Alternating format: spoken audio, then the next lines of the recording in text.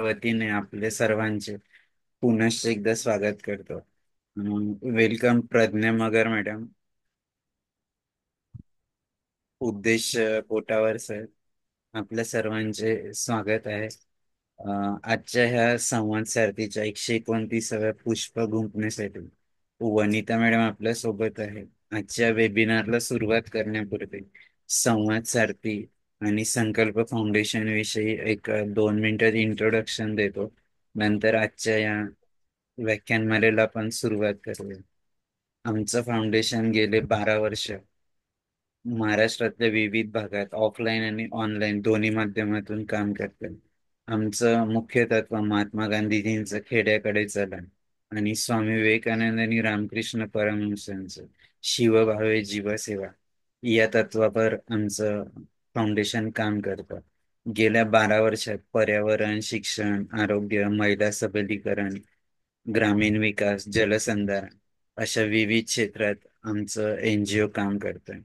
आमच्या NGOचं एक छोटीशी व्हिडिओ क्लिप या ठिकाणी मी शेअर करतो.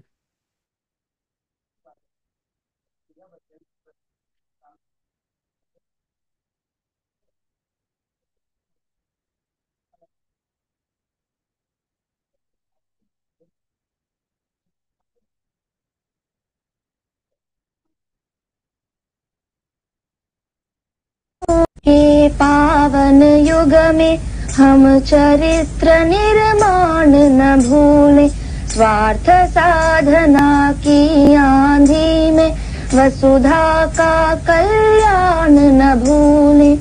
माना अगम गाध सिंधु है, संघर्षों का पार नहीं है, किंतु डूबना मझधारों में साहस को स्वीकार नहीं है। जटिल समस्या सुलझाने को नूतन अनुसंधान न भूले। निर्माणों के पावन युग में हम चरित्र निर्माण न भूले, स्वार्थ साधना की आंधी में वसुधा का कल्याण न भूले। शील विनय आदर्श श्रेष्ठता तार बिना झंकार नहीं है। शिक्षा क्या स्वर साध सकेगी यदि नैतिक आधार नहीं है। कीर्ति कौमुदी की गरिमा में संस्कृति का सम्मान न भूले। निर्माणों के पावन युग में हम चरित्र निर्माण न भूले, स्वार्थ साधना की आंधी में वसुधा का कल्याण न भूले। आविष्कारों की कृतियों में यदि मानव का प्यार नहीं है, सुजन ही। कोरोना काळात जेव्हा आमच्या सगळ्या फिजिकल ऍक्टिव्हिटी बंद होत्या, आम्ही ऑनलाईन वेबिनार सिरीज सुरू केली. ऑगस्ट 2020ला ग्रामीण विकासापासून तर कृषी उद्योगापर्यंत यासोबत स्पर्धा परीक्षा मार्गदर्शन असेल, शेतीचे विविध पद्धती, ऑर्गॅनिक फार्मिंग, नॅचरल फार्मिंग, योगिक फार्मिंग, मिलेट्स फार्मिंग अशा विविध शेतीशी रिलेटेड जे पण प्रॅक्टिसेस आहेत, तर आम्ही शेतकऱ्यांना आणि एक्सपर्ट्स लोकांना यासाठी बोलवलं होतं ऑनलाईन माध्यमातून. यासोबत त्या संपूर्ण कालावधीत लोक खूप जास्त स्क्रीनचा वापर करत होते. मोबाईल असेल, टीव्ही असेल, कम्प्युटर असेल, तर त्याचा अतिरेक टाळून त्याचा योग्य वापर कसा करावा यासाठी देखील आम्ही विद्यार्थी आणि पालकांचे ऑनलाईन वर्कशॉप घेतले. यासोबत आपले दैवत छत्रपती शिवराय, डॉक्टर बाबासाहेब आंबेडकर, भगवान गौतम बुद्ध यांच्या चरित्रावर देखील आम्ही वेबिनारचे आयोजन केले. यासोबत विश्वशांती असेल, जलसुरक्षा असेल, आरोग्य अशा विविध विषयांवर देखील आम्ही या वेबिनार सिरीजचं आयोजन केलं. आज आपण ज्या वेबिनार साठी जमलो आहोत, संवाद सारथी, त्याविषयी थोडक्यात सांगतो. 15 ऑगस्ट 2022ला जेव्हा भारताचं अमृत महोत्सवी स्वातंत्र्य युद्ध स्वातंत्र्य दिन साजरा केला जात होता, तेव्हा आम्ही या संवाद सारथीची सुरुवात केली. हे सुरू करण्यापूर्वी खूप लोकांशी चर्चा केली. ही चर्चा करत असताना असं जाणवलं की असं कुठलं तरी माध्यम असावं की ज्याच्यात आपण संवाद करू शकू, आणि असा एक नाविन्यपूर्ण उपक्रम असावा की ज्याच्यात संवाद जास्त असेल. म्हणून आम्ही खूप चर्चा केल्यानंतर संवाद सारथीचा मुहूर्तमेढ सुरू झाली. आणि हे सुरू करण्यामागचा मुख्य उद्देश होता की जे पण डिफरंटली एबल अपंग व्यक्ती आहे त्यांच्या जीवनात खूप सारे संघर्ष असतात. त्यांच्या जीवनात रोजच संघर्ष. मग ते त्यांचे जीवन जगत असताना त्यांच्यातल्या कमी ओळखून त्यावर मात कशी करतात, आपल्या जीवनाचं बॅलन्सिंग कसं करतात, आपल्यातली जी शक्ती आहे तिला ओळखून तिच्यावर जास्तीत जास्त कसं काम करतात, या सर्व गोष्टींसाठी जेव्हा मी याची सुरुवात केली संवाद सारथीची, ते जाणवलं की इथं येणारे प्रत्येक व्यक्ती आम्हाला प्रत्येक वेळेस नवीन गोष्टी ऐकवतो, त्यातनं आम्हाला शिकायला मिळतात. आणि त्यासोबत आम्हाला प्रत्येक वेळेस हे इतर लोकांपर्यंत ऑनलाईनच्या माध्यमातून पोहोचवण्याची आमच्या एनजीओ ला संधी मिळते. त्यामुळे निश्चितच आम्हाला या सर्व उपक्रमातून खूप सारी आम्हाला पण शिकायला मिळतं आणि इतर लोकांना पण यातनं प्रेरणा मिळत असते. मी जास्त वेळ न घेता आपल्या आजच्या वक्त्या वनिता मॅडम यांचा परिचय करून देण्यासाठी डॉक्टर अनिता मॅडमला विनंती करतो. धन्यवाद सर. नमस्कार. संकल्प फाउंडेशन संवाद सारथी पुष्प 129. संवाद सारथी या वेब संवाद सत्रातील 129 पुष्प गुंफण्यासाठी आपल्या अपंगत्वावर मात करत शैक्षणिक व सामाजिक क्षेत्रात आपले वेगळे स्थान निर्माण करणाऱ्या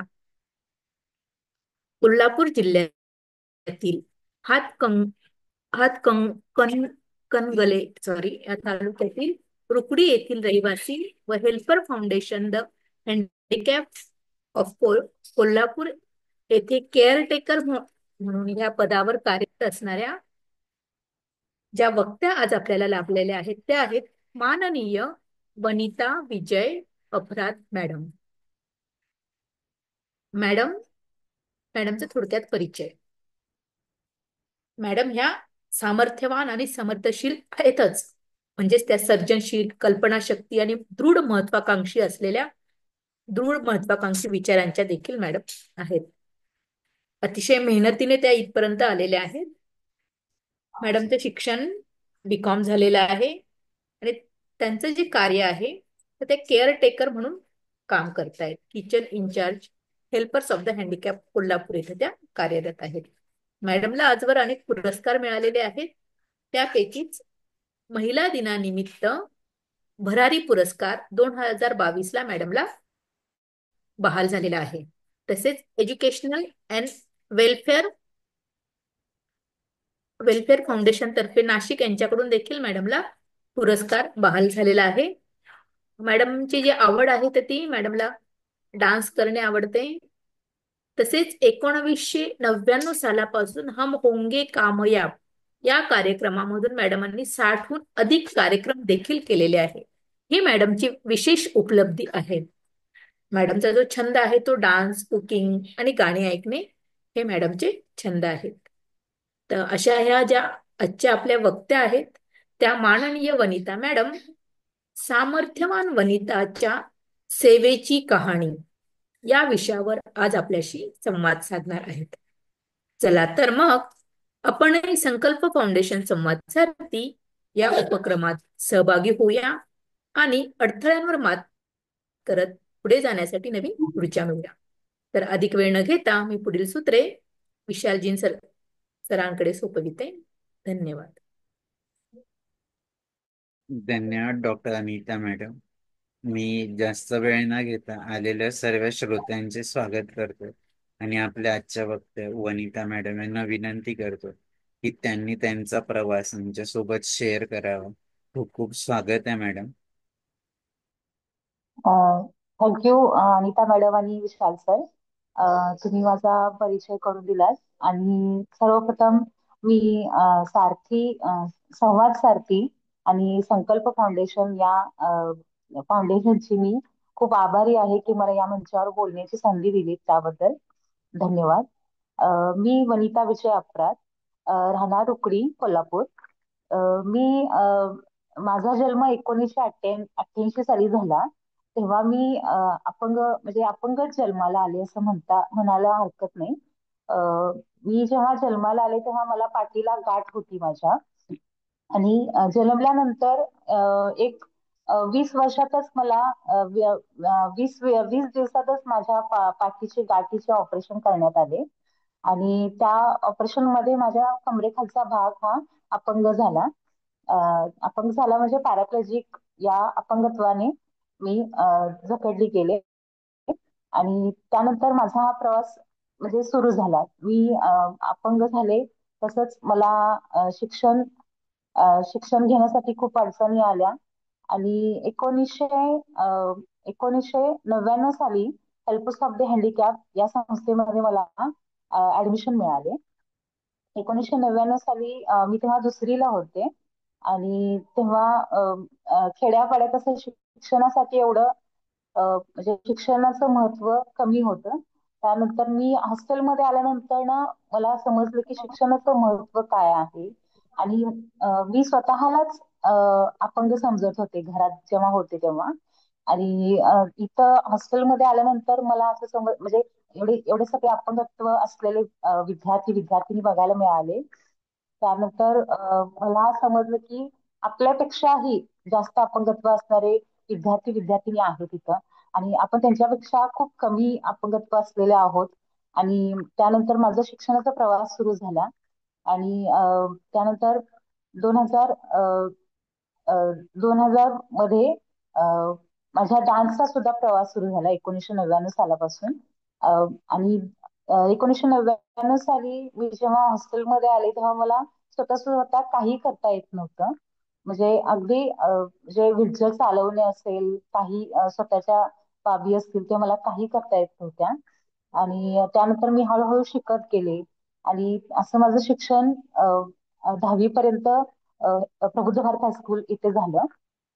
आणि त्यानंतर कॉलेजचं जे शिक्षण आहे ते माझं महावीर महाविद्यालयामध्ये ग्रॅज्युएशन माझं तिथं पूर्ण झालं. आणि 1999 साली मी जेव्हा डान्स करायला चालू केलं, एक आमचं गॅदरिंग होतं हेल्पर्स ऑफ द हँडिकॅप मध्ये.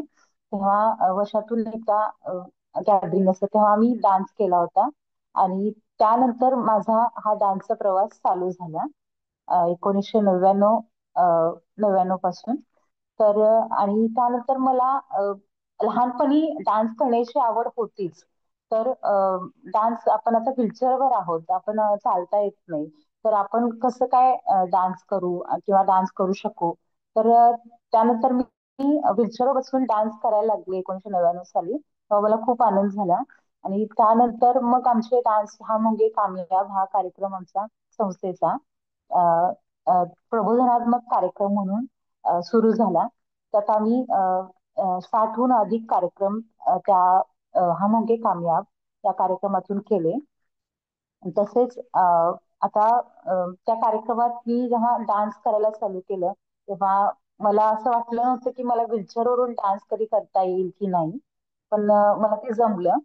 आणि तसेच माझं शिक्षण घेत घेत आम्ही हे डान्सचं प्रोग्राम करत होतो वेगवेगळ्या ठिकाणी. म्हणजे अ, जसं जे महाराष्ट्रामध्ये आहे तसं महाराष्ट्राच्या बाहेरही आम्ही डान्सला डान्सचे आमचे शो व्हायला लागले. तसेच आम्हाला म्हणजे प्रत्येक डान्स मधून किंवा आमच्या कार्यक्रमामधून आम्हाला प्रोत्साहन मिळत गेलं. आणि माझं ग्रॅज्युएशन 2013 साली पूर्ण झालं. आणि त्यानंतर मी अ, अ, इथं जे काम करण्याचा निर्णय घेतला. तर असं की मला म्हणजे आपल्यासारखे जे अपंग आहेत, आपण जे शिकलो लहानपणापासून, आपण जे म्हणजे विद्यार्थी दशेत आपण जे काही शिकलो ते आपण इतरांना सुद्धा देणं लागतोय. त्या उद्देशाने मी इथं राहण्याचा निर्णय घेतला आणि इथंच राहून मी काम करण्याचा निर्णय घेतला. 2013 साली मी इथं क्लर्क म्हणून जॉईन झाले. आणि त्यानंतर मी किचन इन्चार्ज आणि आता केअरटेकर म्हणून कार्यरत आहे. तर आमच्या हॉस्टेलचं असं आहे की इथं पहिलीपासून ग्रॅज्युएशन पर्यंतची मुलं राहतात. आणि त्यांना आम्ही इथं राहणं खाणं पिणं त्यांचं इथं सगळं पालनपोषण करतो. तसेच त्यांचं म्हणजे त्यांना बसेस आहेत कॉलेजला शाळेला ने आण करण्यासाठी. आणि आमच्या म्हणजे संस्थेत जेव्हा मुलं जेव्हा येतात तेव्हा त्यांना आमचं सगळं कर्तव्य आहे की सगळं शिकवणं त्यांना स्वावलंबी बनवणं. तसेच त्यांचं मानसिक पुनर्वसन असते त्यामधून आम्ही हे हम होंगे कामयाब हा कार्यक्रम आम्ही तेव्हा तो सुरू केला होता. म्हणजे आमच्या मुलांच्या एक मानसिक पुनर्वसन ह्याच्यासाठी. तर ते हम होंगे कामयाब हा कार्यक्रम आमचा कार्यरत म्हणजे सुरू राहिला तसाच. आणि आता त्यांचं मुलांचं जे शिक्षण आहे त्यांचे म्हणजे पुनर्वसन जे आहे मुलांचं आमच्या ते आम्ही करत असतो. तसंच मला लहानपणापासून म्हणजे मला काहीही जमत नव्हतं. त्याच्यानंतर मी इथं आल्यानंतर मी सगळं शिकले. तेव्हा आमचे विद्यार्थी दशेत मी जेव्हा होते तेव्हा मी म्हणजे जसं जेवण बनवणं आहे किंवा आम्ही विद्यार्थी दशेत होतो तेव्हा आम्ही स्वतः आम्ही हॉस्टेलमध्ये जे आहे आम्हाला जेवण बनवायला सांगत होते. म्हणजे आम्ही विद्यार्थी आणि विद्यार्थिनी एक रविवार विद्यार्थी एक रविवार विद्यार्थिनी या ह्यानं आम्ही ग्रुपनी काम करत होतो. स्वावलंबी जीवन जगता यावं विद्यार्थ्यांना म्हणून. तर तेव्हा आम्ही विद्यार्थ्यांना तर त्यामधूनच आम्ही जेवण करणे किंवा काही पदार्थ बनवणे ते आम्ही शिकत गेलो. आणि आता आम्हाला इथं विद्यार्थ्यांना जे आहे आम्ही शिकवतो. जसं स्वतः स्वतः काही रूमा स्वच्छ करणे असेल स्वतः स्वतः कपडे धुणे असेल तर आम्ही विद्यार्थ्यांना हे स्वावलंबन शिकवण्यासाठी हे आम्ही करत असतो. तसेच विद्यार्थ्यांसाठी इथं प्रशस्त रूम आहेत, बाथरूम अटॅच आहे, डायनिंग आहे. आणि विद्यार्थ्यांसाठी कम्प्युटर रूम आहे, फिजिओथेरपी आहे तसंच. तर या संस्थेची जी सुरुवात आहे 1982 साली झाली. आणि 1984 साली 84 साली रजिस्ट्रेशन झालं. आणि हे जे हॉस्टेल आहे घरोंदा वसतिगृह ते 1996 साली सुरू झालं. तेव्हा तेव्हापासून थोड्या थोड्या प्रमाणात सुरू झालं आणि आता ते इतकं मोठं झालंय. म्हणजे जे आमची संस्था आहे किंवा आमचं जे संस्थेतले कर्मचारी असतील विद्यार्थी असतील ते खूप म्हणजे मन लावून इथं अभ्यास करतात मुलं आणि ते शिकतात. आणि आम्ही त्यांना शिकवतो की कसं त्यांना आम्हाला स्वावलंबी बनवता येईल पुढच्या आयुष्यात त्यांच्या भवितव्यासाठी.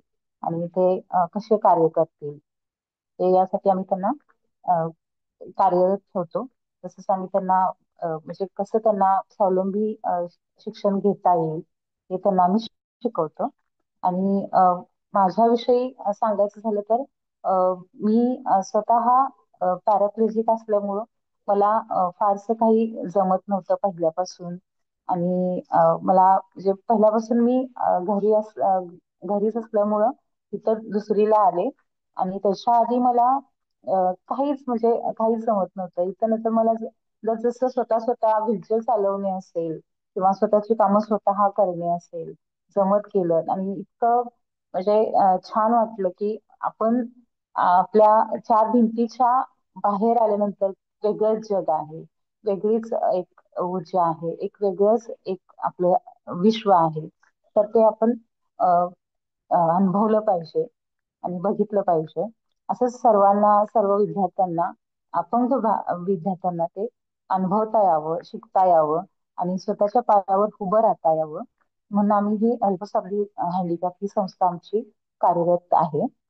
आणि आमच्या अल्पसाधी हँडिकॅप संस्थेमध्ये व्होकेशनल ट्रेनिंग सेंटर सुद्धा आहे. तिथं विद्यार्थ्यांची कृत्रिम साधनं बनली जातात. शिलाई विभाग आहे तिथं. आमच्या शाळेचे जे आमची शाळा आहे समर्थ विद्या मंदिर तिथं त्या विद्यार्थ्यांचे युनिफॉर्म बाहेरची ऑर्डर्स आम्ही घेतो. असं सगळं तिथं आमच्या म्हणजे आमच्या हेल्प सप्लाय हँडिकॅप मध्ये वेगवेगळे युनिट्स आहेत. वेगवेगळ्या युनिट्स मध्ये वेगवेगळे कार्य चालू असते. आणखीन माझ्याविषयी आणि आणखीन एक सांगते की मला म्हणजे माझ्या आयुष्यात म्हणजे खूप असे अडचणी आल्या की मी जेव्हा जन्मले त्याच्यानंतर एक दोन 5-6 वर्षात मला पायाला जखम झाली आणि त्या पायाच्या जखमेत मला म्हणजे पायाला जखम झाली ते माझ्या घोट्यापर्यंत जखम वाढत गेली. सेन्सेशन नसल्यामुळे जखम वाढत राहिली आणि त्यानंतर ती जखम वाढत गेल्यानंतर ना 8 वर्ष तशीच ती जखम होती आणि जेव्हा मी वसतिगृहात आले वेगवेगळे औषध पाणी केलं होतं त्यांना 8 वर्ष होमिओपॅथिक ॲलोपॅथिक हे करत असतानाच मला दगडे सर डॉक्टर दगडे म्हणून होमिओपॅथिक जे माझा उपचार करत होते ते त्यांनी हा मला हेल्प्स ऑफ द हँडिकॅप या संस्थेचा पत्ता सांगितला आणि त्यांच्या थ्रू मी इथं ऍडमिशन घेतलं. आणखीन तेव्हा 8 वर्ष जखम बरी होत नव्हती पण इथं आले आणि 1999-2000 या सालामध्ये माझ्या पायाला ऑपरेशन करण्यात आलं माझ्या पायाचं आणि माझा पाय तेव्हा काढण्यात आला आणि त्यानंतर माझ्या पाय म्हणजे इतरही डॉक्टर मला सांगतच होते की पाय काढायला पाहिजे पाय काढायला पाहिजे. 8 वर्ष मी ऐकतच होते डॉक्टरांचं की पाय काढायलाच पाहिजे. माझ्या वडिलांना वगैरे सांगण्यात आलं की पाय काढला पाहिजे पण ती जखम बरी होईल की नाही परत पाय जिथून काढलाय तिथून ती जखम बरी होईल की नाही हे कोणीही गॅरंटी देत नव्हतं. पण हेल्प्स ऑफ द हँडिकॅप संस्थेत आल्यानंतर ना मला माझ्यावर उपचार करण्यात आले पायावर माझ्या तर त्या पाय काढण्यात आला आणि जे PG Kulkarni doctor PG Kulkarni आहेत त्यांनी मला सांगितलं की तुझी जखम 100% बरी होईल. तू काय काळजी करू नकोस आणि नाही बरी झाली तर मी तुला सांभाळेल असं त्यांनी गॅरंटी दिली होती माझ्या वडिलांना. तर तेव्हा तो पाय माझा काढण्यात आला आणि याच्यानंतर तुला म्हणजे कोणतंही दुखणं येणार नाही किंवा कोणताही तुला त्रास होणार नाही तर तू अं, पाय हा काढलाच पाहिजे. असं काय धरून बसू नको की तू पाय काढला तर अपंग आणखीन जास्त अपंग होशील वगैरे असं काय मनात आणू नकोस. तर तेव्हा माझा पाय काढण्यात आला आणि त्यानंतर मला कसलाही त्रास वगैरे काही झाला नाही आणि माझा पाय काढल्यानंतर जखम वगैरे बरी झाली. मग मी तुमच्याकडे डान्स करायला लागले माझी माझी कामं जी असतील माझं शिक्षण मी घेत राहिले. आणखीन मग मी त्यामधूनच माझं बँकिंगचे जे मला असं म्हणजे आवड की आपण एक छान बँकेत नोकरी करावी पण ते मी परीक्षा देत राहिले त्याच्यानंतर ग्रॅज्युएशन करत असताना आणखीन माझ्या या सर्वात या सर्व प्रवासात माझ्या माझ्या आई वडील माझे कुटुंबीय माझ्यासोबत अगदी तटस्थ माझ्या उभे होते माझ्यासोबत माझ्या पाठीशी की तुला जे हवं आहे तू ते कर आणि तुझ्या प्रत्येक म्हणजे पावलावर आम्ही सोबत असू तुझ्या आणि तू काही म्हणशील तसं तू करत राहा तुझ्या ह्यानं तू प्रयत्न करत राहा तुला काही करायचं असेल एक डान्स असेल किंवा काही तुझं शिक्षण असेल तुला इतर काय आवड असेल तू करत राहा आणि तुझ्या आवडी जपत राहा आणि तुला जसं तुला जगता येईल म्हणजे एक स्वावलंबी व्यक्ती म्हणून आणि तसं त्यांनी मला घडवलं आणि हेल्पर्स ऑफ द हँडिकॅप या संस्थेत मी आल्यानंतर ना इथं सुद्धा की लहानांपासून मोठ्यांपर्यंत सगळे इतके कॉपरेटिव्ह माझ्याशी जे आमचे अधिकारी आहेत आमच्या जे कर्मचारी आहेत आमचे विद्यार्थी आहेत ते सुद्धा आमच्याशी इतकं माझ्याशी म्हणजे की माझ्या घरच्यासारखेच माझी काळजी घेणं असेल किंवा मला सांगणं असेल माझ्याशी म्हणजे वागणं असेल त्यांचं इतकं छान आणि मला सपोर्टिव्ह इतकं सपोर्ट करणं की छान असं नाही असं छान हे म्हणजे इतकं हे त्यांनी समजावून मला हे केलं. तर मी सगळ्यांची आभारी आहे सांगते आणि सगळ्यांना म्हणजे सगळ्यांनी मला सपोर्ट केला इतकं मला इथपर्यंत हे केलं सपोर्ट करून मला इतकं प्रोत्साहन दिलं त्याबद्दल मी सर्वांची खूप आभारी आहे.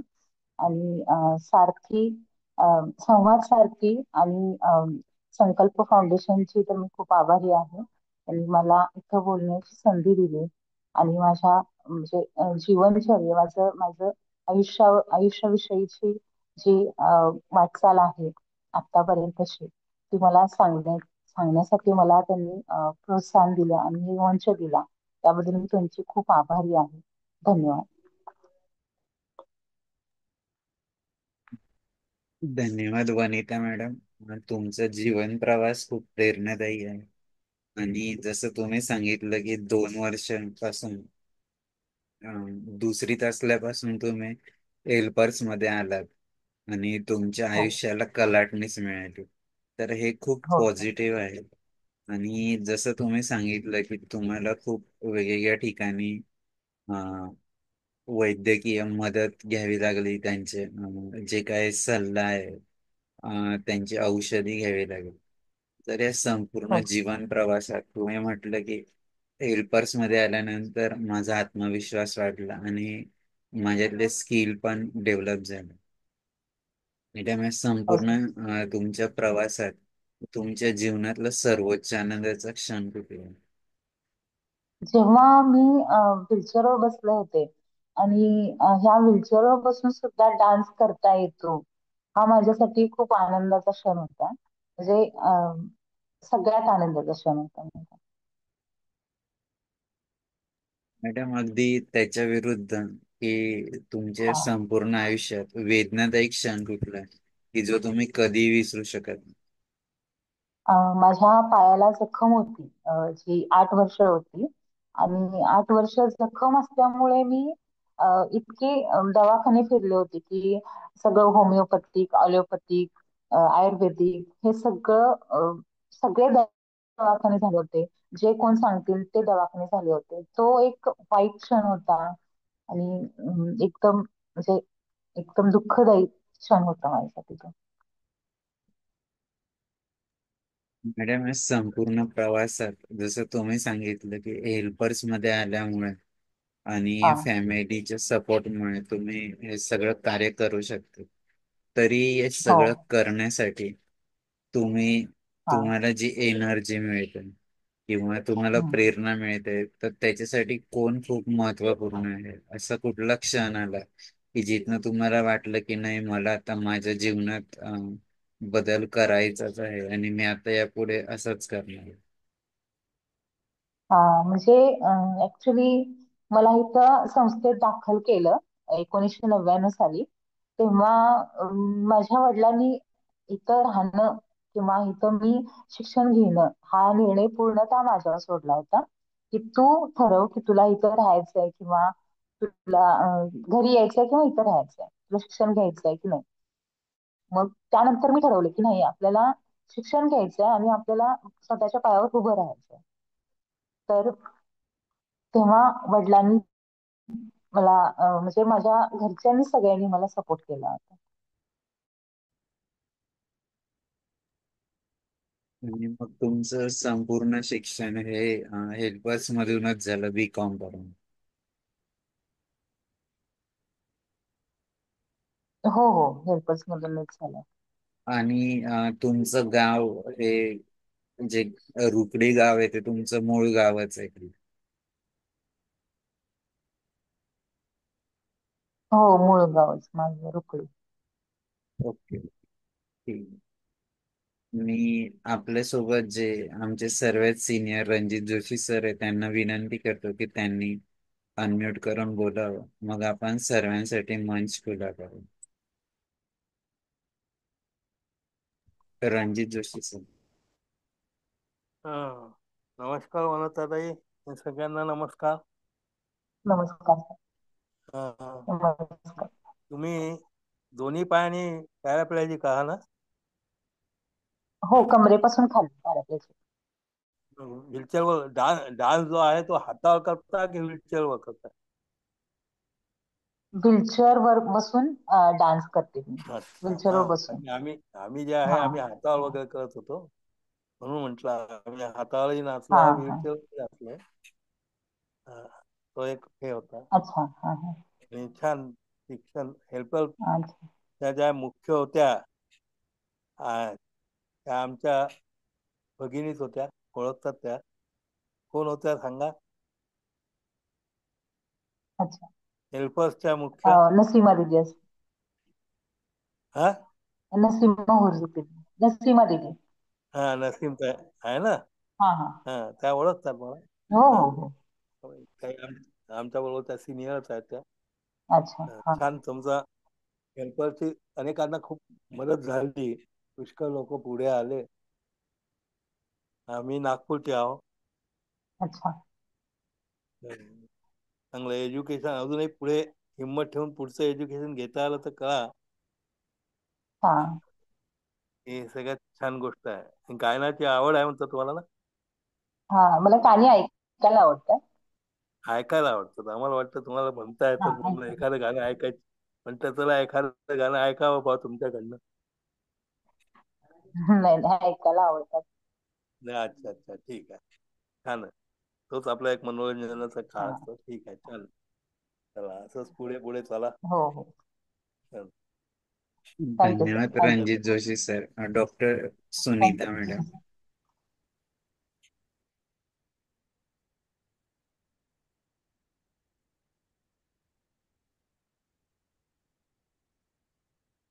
Doctor Sunita madam. अशोक बांचे सर. मॅडम नमस्कार. नमस्कार. नमस्कार सर. सर्वांना माझा नमस्कार. मॅडम तुमचं बालपण गावात किती वर्ष गेलं त्याच्याबद्दल सांगा ना, थोडं आई वडिलांच्या बद्दल माहिती द्या. बस एवढंच. आपला हा प्रवास सर, काय म्हटलं? प्रेरणादायी आहे. आपल्या गावातलं बालपण कसं गेलं ते सांगा आणि आई वडिलांच्या बाबत माहिती द्या, फॅमिली हा. बाबत. हो हो हो हो, ठीक आहे. चालेल सर. मी माझ्या कुटुंबातली दुसरी एक मुलगी म्हणून मी पहिलीच मुलगी आहे माझ्या कुटुंबातली. आणि माझा एक मोठा भाऊ आहे, एक लहान भाऊ आहे. आणि माझे वडील शेती करतात. आणि माझी आई जी आहे ते घरकाम करते. आणखीन आता माझ्या आयुष्यात म्हणजे माझे भाचे आहेत दोन, माझ्या वहिनी आहेत. आणखीन माझे जे दोन भाऊ आहेत ते जॉब करतात स्वतः. आणि मी लहानपणापासून म्हणजे अगदी लाडात वाढलेली मुलगी आहे. म्हणजे काही असू दे ते मला मिळणार.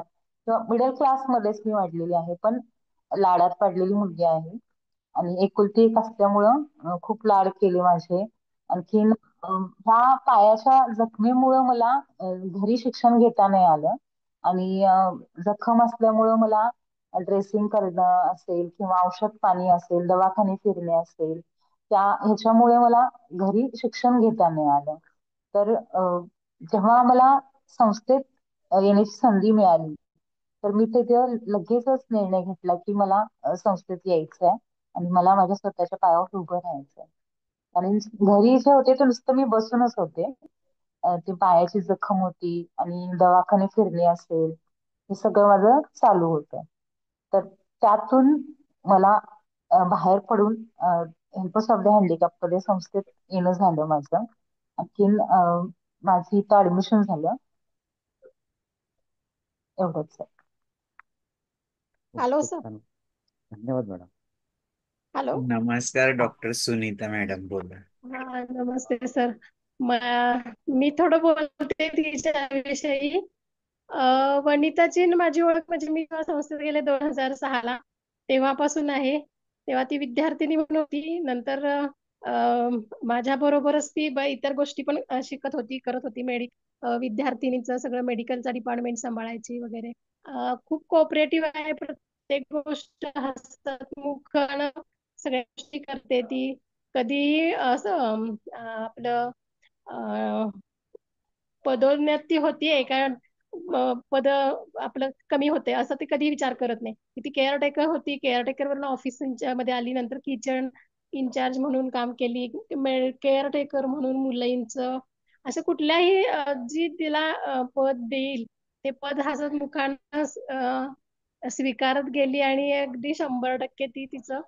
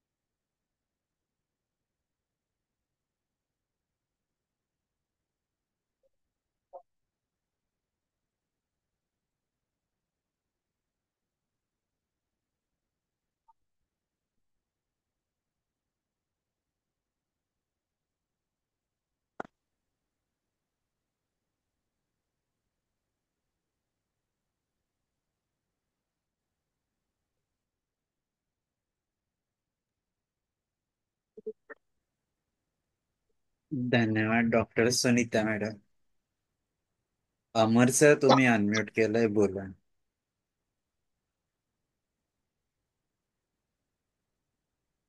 Doctor Anita madam. हा मॅडम, आपली जी हा. जखम होती ना ती शेवटी कशामुळे बरी झाली ते मला विचार. अं, जखम ही माझा पाय काढल्यानंतरच बरी झाली. म्हणजे जेव्हा ती 8 वर्ष जखम होती ती एकदम हाडापर्यंत पोहोचली होती, घोट्यापर्यंत. आणि नंतर ती घोट्यापर्यंत पोहोचल्यानंतर म्हणजे सुरुवातीपासूनच वाढत वाढत चालली होती जखम. आणखीन मग इथं संस्थेत आल्यानंतर ना माझं ऑपरेशन करण्यात आलं, मग माझा पाय काढला गेला. त्यानंतर ती जखम बरी झाली. म्हणजे पाय काढला असतो तिथून तिथून खाली, तिथून जखम आहे तिथून थोड्या अंतरावर पाय काढला माझा. अच्छा. आणि मेन कॉर्ड इंजुरी आहे का तुम्हाला? आणि कशामुळे झाली ती? मी थोडं लेट जॉईन झालो त्यामुळे मला एकदा. Okay okay. मला पाठीला गाठ होती माझ्या लहानपणी. आणि ते 20 दिवसातच माझं पाठीचं ऑपरेशन करण्यात आलं. आणि त्यानंतर माझ्या कमरेच्या खालचा भाग जो आहे तो पॅराप्लेजिक झाला. म्हणजे लहानपणीच का? 20 दिवस? लहानपणीच हो. हो sir. हम्म. लहानपणी. म्हणजे जन्मजात अपंग आहे. हो हो हो हो. हा, मग व्हीलचेअर हे कधी वापरायला सुरू केले? जेव्हा मी संस्थेत आले तेव्हा 1999 सालापासून मी व्हीलचेअर वापरते. म्हणजे वय किती होतं तेव्हा? साधारण 9-10 वर्षाची होती मी तेव्हा. अच्छा अच्छा. ठीक. हा. ठीक आहे, ठीक. Okay okay. ओके.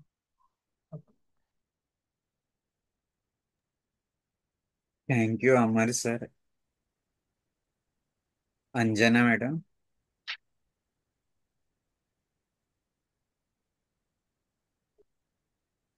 मंजुषा मॅडम.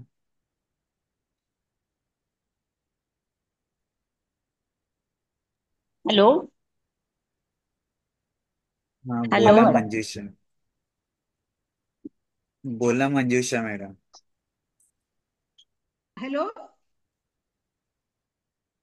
Hello madam. हॅलो. बोला मॅडम, तुमचा आवाज येतोय. येतोय ना? हो हा, मी येतोय. मंजुषा निंबाळकर हो हो. अंबाजोगाई बोलते सर. बोला ना, बोला ना. ओके हो, ओके. मी पॅराप्लेजिकच आहे. माझा 2001 ला ऍक्सिडेंट झालेला आहे सर.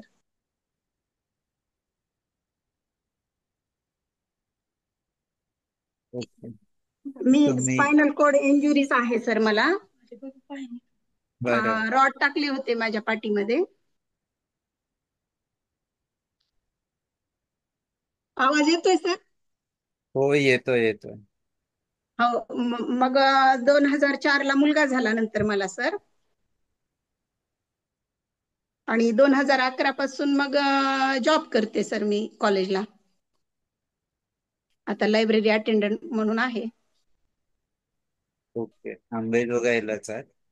हो सर, बीड जिल्हा. बरं. हो हो. धन्यवाद सर. धन्यवाद madam. Mohammed Shaikh sir, please unmute करून बोला.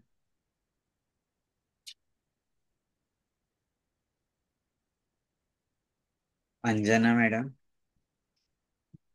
हा सर. बोला. हॅलो. हा. वनिता, खूप छान माहिती दिलीस तू, तुझा जीवन प्रवास.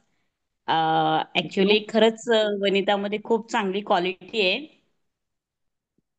तिच्याकडे म्हणजे आम्ही तिला इथे सगळेजण अन्नपूर्णा म्हणून म्हणतो. खूप छान स्वयंपाकाचं जे तिच्याकडे नियोजन दिलंय ते ती उत्कृष्टपणे करते. आणि मुळात प्रत्येकांची विचारपूस करून तिच्याकडे त्याचं सगळं नियोजन असते.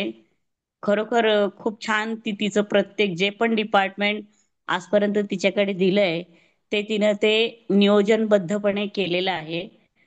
खरंच तिचं खूप कौतुक आणि तिला पुढील वाटचालीसाठी खूप खूप शुभेच्छा. Thank you madam. थँक्यू. थँक्यू. धन्यवाद अंजना मॅडम. मार्फी नावाने मोहम्मद शेख सर, तुम्ही अनम्यूट करून बोला.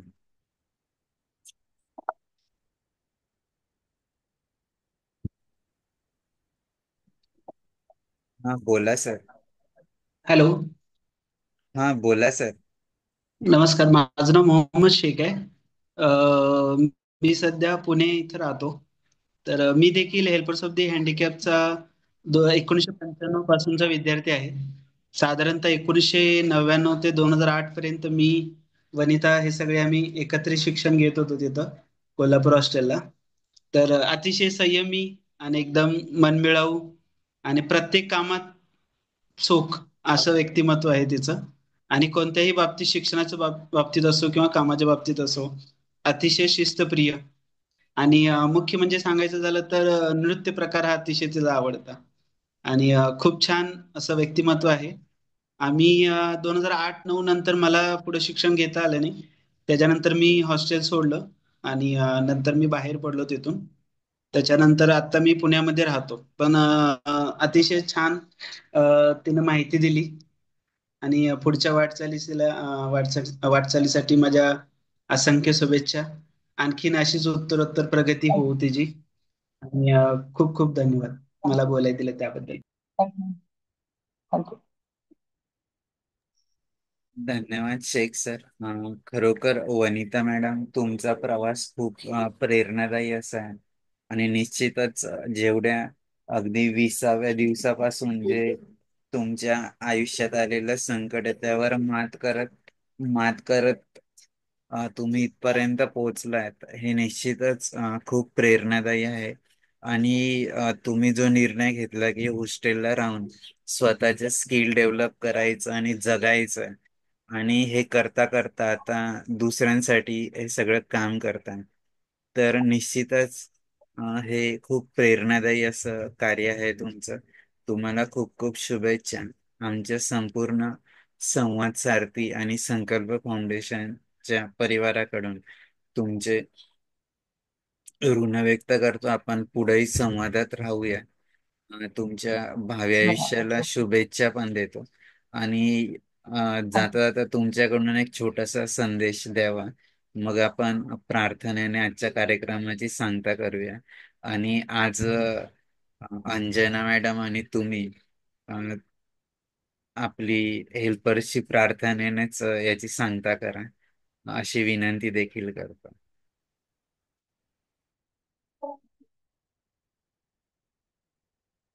माझा संदेश असा आहे की म्हणजे आयुष्यात कितीही संकट आली किंवा आपल्याला हताश झालं आपण असं वाटलं, तरी आपण थांबायचं नाही. आपण पुढे चालत राहायचंय. आपल्याला मार्ग मिळत राहतील. आपण पुढे त्यातून सोल्युशन काढत राहू. आपण थांबायचं नाहीये. एवढं मात्र सगळ्यांनी लक्षात ठेवा.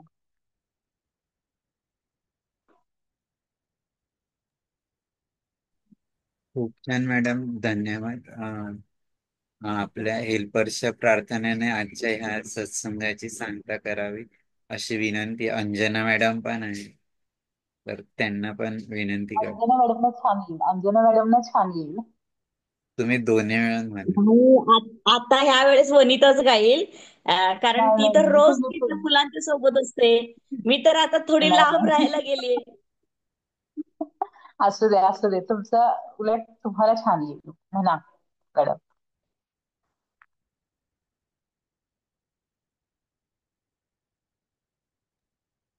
बरं, तू पण म्हण माझ्यासोबत.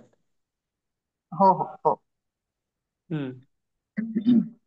दुःख दुःखाचे घास दे, घास सुख दुःखाचे घास दे, परी पचवायाची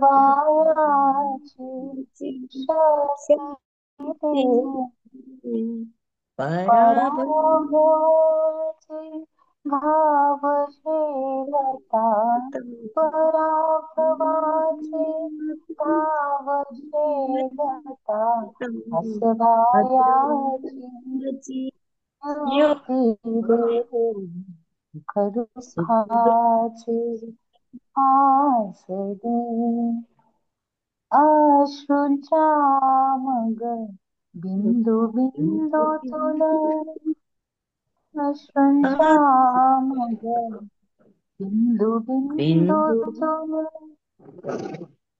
इंद्रधनु हीन नटवू सुख दुःखाचे घेऊन धागे सुख दुःखाचे सुख हे घेऊन लागे जीवन सुख दुःखाचे घास दे एकच दे माझ देई श्रद्धा एकच दे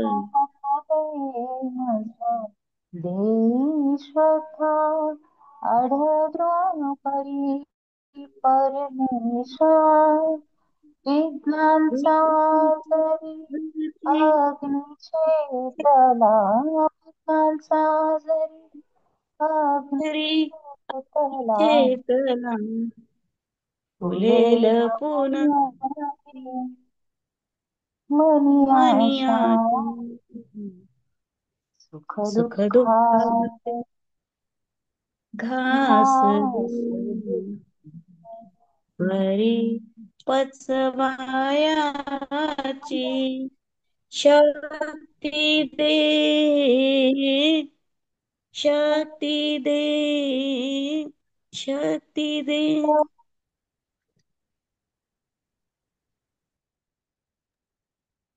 धन्यवाद अंजना मॅडम, वनिता मॅडम. खूप छान जीवन प्रवास आहे तुमचा. निश्चितच सगळ्यांसाठी प्रेरणादायी असेल. आपण कायम संवादात राहूया आणि पुनश्च एकदा तुमची ऋण व्यक्त करतो आणि सर्व श्रोत्यांचे आभार व्यक्त करतो की त्यांनी देखील आमच्या या संवाद सारथीच्या वेबिनारला उपस्थिती लावली आणि आजच्या कार्यक्रमाची सांगता झाली असं डिक्लेअर करतो. आपण पुन्हा पुढच्या एपिसोडला भेटूया आणि नवीन ऊर्जा, नवीन महानुभावांकडून घेऊया. खूप खूप धन्यवाद सर. Thank you sir, thank you.